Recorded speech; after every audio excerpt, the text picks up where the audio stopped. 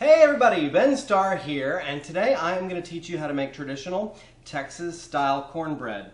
Now, I don't care what anybody tells you, the only way to make cornbread of any type is in a cast iron skillet. And if you're going to complain to me, oh, I don't have a cast iron skillet, go get one. They're like the cheapest cookware you can get. They're even cheaper than the crappy like aluminum pans that you get from the discount store.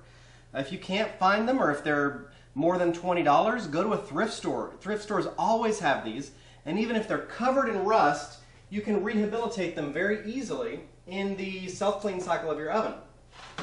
The first thing you need to do when making cornbread is to preheat your skillet. So I've got it over a medium heat on the top of my stove here. And while that is preheating, we're going to go ahead and mix up our cornbread. Now, I don't ever want to see any of you buy store-bought cornbread mix again. That stuff is full of preservatives, it's disgusting, and it takes the exact same amount of time to make your own cornbread from scratch, okay? So, we are starting with 2 cups of cornmeal.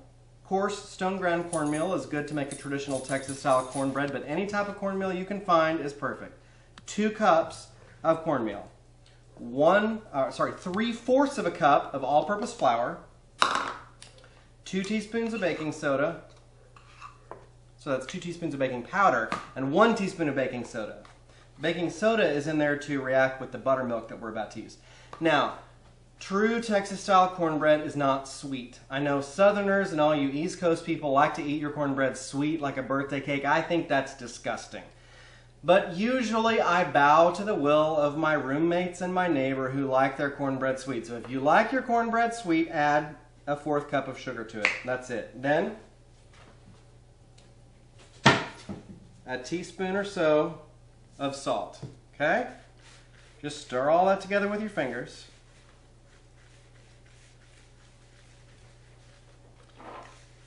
And once that's good and stirred together, you'll make a well in the center. Then you take 2 eggs and crack them into your well.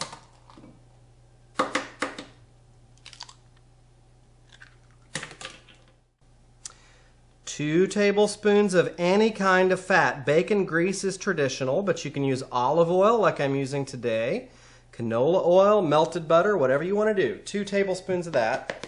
And finally, a cup of buttermilk plus 1/2 cup of regular milk. Now, if you don't have buttermilk, which you should have because it's one of the best ingredients you can have in your kitchen, if you don't have buttermilk, just use 1.5 cups of regular milk with about a teaspoon of vinegar or lemon juice in there. Stir it around, let it sit for 5 or 10 minutes, and then use it. But get buttermilk. It keeps forever, like 2 months at a time in your fridge, and it's absolutely the best ingredient for baking with. So, cup of buttermilk and 1/2 cup of regular milk. Then we're just going to stir this together good. Stir your liquids first in the well to get the eggs broken up and mixed in, and then bring in your dry ingredients.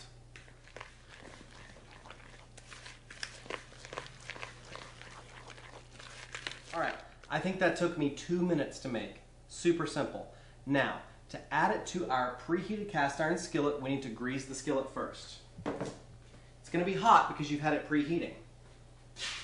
So pour about a tablespoon, maybe a little bit more of any type of oil, and roll it around on your cast iron skillet, making sure it gets all across the bottom and up pretty good on the sides. And then you add your batter.